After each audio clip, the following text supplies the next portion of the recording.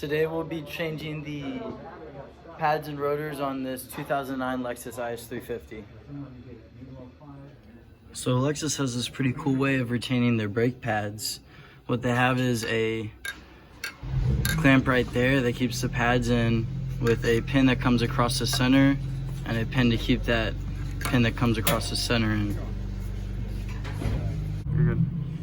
So the first step to taking off the pads is taking off this little clip right here.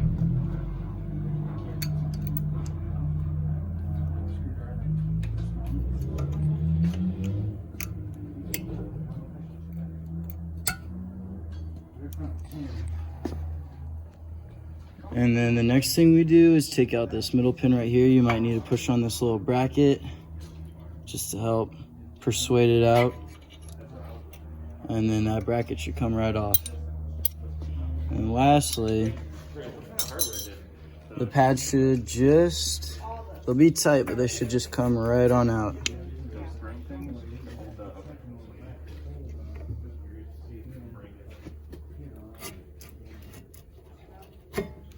And then another thing I want to show you is this little clip right here is actually the wear indicator. So once your brake pads get to a certain depth, it'll start scraping across your rotor and cause a screeching noise to alert you that you need new pads.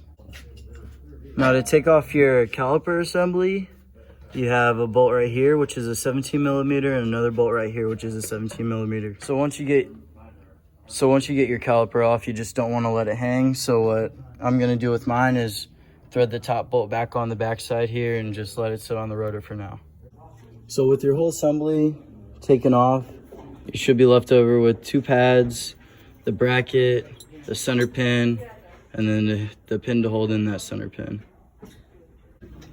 Today we'll be changing out my stock OEM rotors and pads with these drilled and slotted rotors from R1 Concepts. Also their ceramic series brake pads.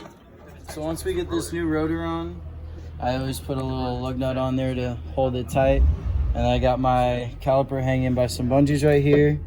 So now we're gonna put that back on.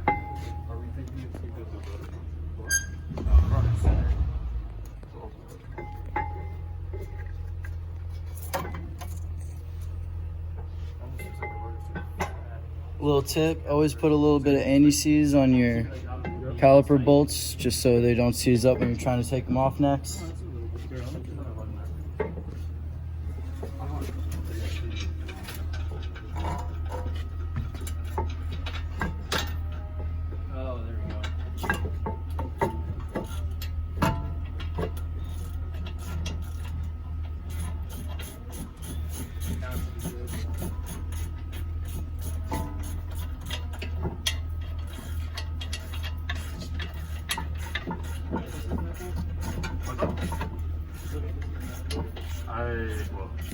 I put anti-seize on all of them. Just chasing them around.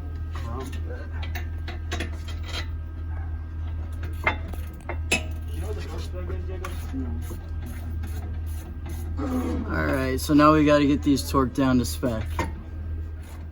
Alright, so once we have this caliper torqued down to spec, the torque spec is 58 foot-pounds on both bolts.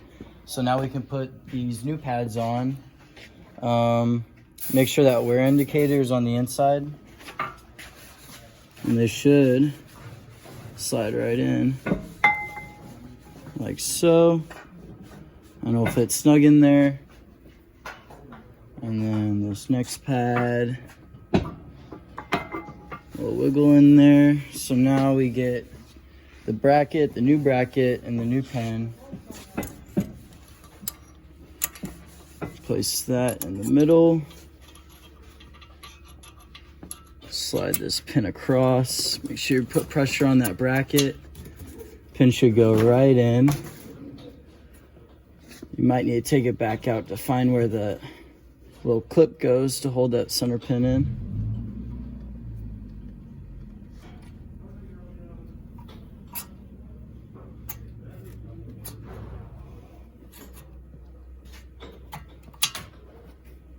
Okay, and now we got this final clip. Should just go right in there. And Once that in, you're all set. Always a good rule of thumb to use brake part lubricant to put these back together just on the backs. A little bit goes a long way. Another thing is, this wear indicator is supposed to go on the outside, not the inside. So here's the finished product on the front. So now we'll move on to taking the back rotors off and replacing those as well. So it's nearly the same procedure on the back caliper, except you just have this top bolt to take off. And then once you get that top bolt, you can just pry it back and then it should slide and lay flat like that. So once you get this caliper slid back, there's only a few things holding it in. A pin right here and a pin right here, and then a couple clips you got to remove to take these pins out. And then as the front, these pads should just slide right back out. So now we were able to get the pads and the clips off. So what you want to do is open up the cap on your brake bleeder, push this little piston back, and then the pads just drop right out.